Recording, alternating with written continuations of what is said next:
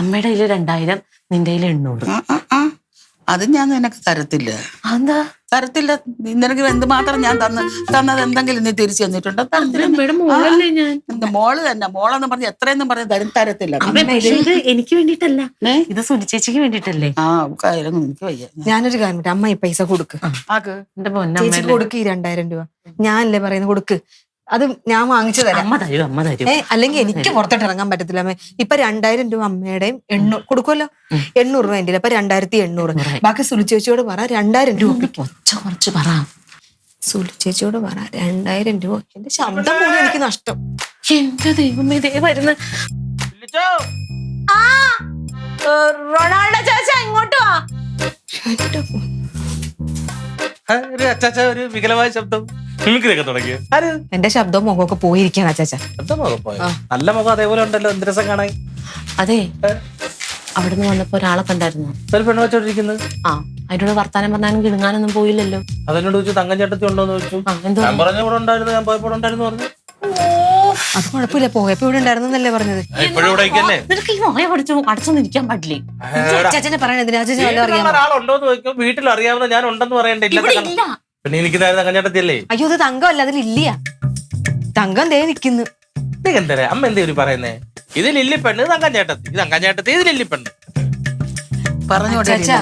മനസ്സിലാക്കി. മറ്റേ മൈക്രോ ഫിനാൻസിലെ പെണ്ണാണ് ഇരിക്കുന്നത്. ഈ പെണ്ണ അതായത് മൈക്രോ ഫിനാൻസുകാർ വന്നു, 7 പേര് കൂടിയാണ് ലോൺ എടുത്തത്. ആ ലോണിൽ ഒരാൾ അടച്ചില്ലെങ്കിലും സെന്റർ ആയിട്ടുള്ള എന്റെ പേരാണ് വെച്ചേക്കുന്നത്. അത് ഞാൻ അടക്കേണ്ടി വരും. ഇപ്പൊ എന്താ സംഭവിച്ചെന്ന് വെച്ചാൽ ഇവര് പൈസ മേടിച്ചിട്ടേ പോകുള്ളൂ. 4800 രൂപ അടക്കണം. ചേച്ചിയുടെ പൈസ ഇല്ല. അപ്പൊ അതുകൊണ്ട് ഞാൻ ലില്ലിയായി, ഇവള് തങ്കമായി.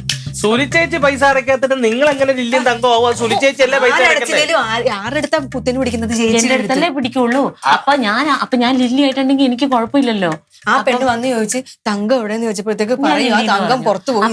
സംഭവിച്ചെന്ന് വെച്ചാല് ഇപ്പൊ എന്താന്ന് വെച്ചാല് തങ്കം വന്നാലേ ഇവർക്ക് പൈസയുടെ കൊടുക്കേണ്ടി വരുള്ളൂ.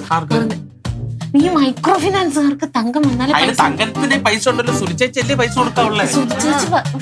ഇത്രയും തങ്കം ഇല്ലെന്ന് പറഞ്ഞാൽ കുഴപ്പമില്ലല്ലോ. ഇവിടെ ഇത് ലില്ലിയാണെന്ന് പറഞ്ഞാൽ കുഴപ്പമില്ലല്ലോ. ഇത് രണ്ടുപേരും നിങ്ങൾ ഇവിടെ വയ്ക്കുമ്പോൾ ഒരാൾ ഇല്ലെന്ന് പറയുന്ന കാര്യം കാണിക്കാതിരുന്നാ പോരെ.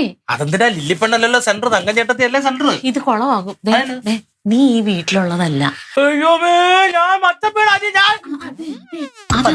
പക്ഷെ ഇപ്പൊ നീ നിനക്ക് പുറത്തു പോണോ? അങ്ങനെയാണെങ്കിൽ ഒരു വഴി എങ്ങാനും പോകും. വൈകുന്നേരം പോയാൽ മതിയോ? അല്ല, ഒരു കാര്യം ചെയ്യ്, നീ വീട്ടിലുള്ളതല്ല, ഇവിടുത്തെ പൈപ്പ് നന്നാക്കാൻ വേണ്ടി വന്നതാന്ന് പറഞ്ഞാൽ മതി. അല്ല, പൈപ്പ് നന്നാക്കാൻ ആള് വെളിയിൽ നിൽക്കത്തില്ല. ഞാൻ ലില്ലിപ്പെണ്ണെന്ന് വിളിച്ചല്ലേ കയറി. ഭയങ്കര സ്നേഹം.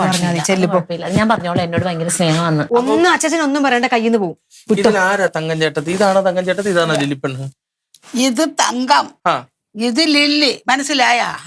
അപ്പൊ ഇത് ലില്ലിപ്പെണ്ണ്, ഇത് തങ്കം ചേട്ടത്തി. പിന്നെ വെച്ചല്ലേ നിങ്ങളെല്ലാടെ എന്തൊരു ഒപ്പിച്ചു വെച്ചു ഉണ്ടല്ലേ? അത് കുറച്ചൊന്ന് കുളമാക്കേ.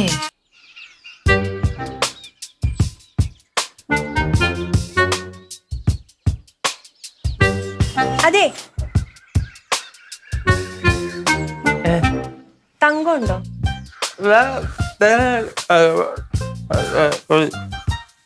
അല്ല, കുറച്ചു മുമ്പേ ആരെ വിളിച്ചോണ്ടല്ലേ അങ്ങോട്ട് പോയത്?